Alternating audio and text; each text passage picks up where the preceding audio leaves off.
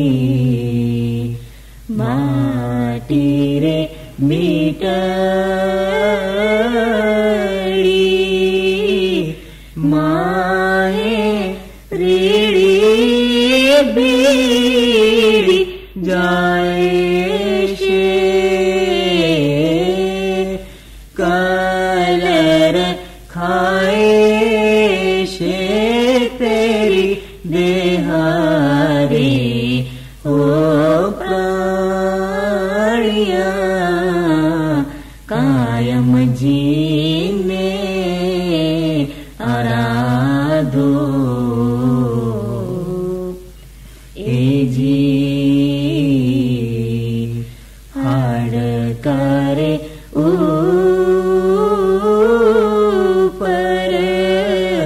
વીરાભાઈ પવન જરે છે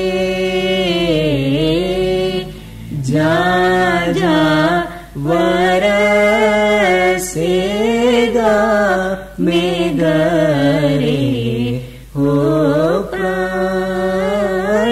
પ્રાણિયા કાયમ જીને આરાધો એ જી એ જ્ઞાન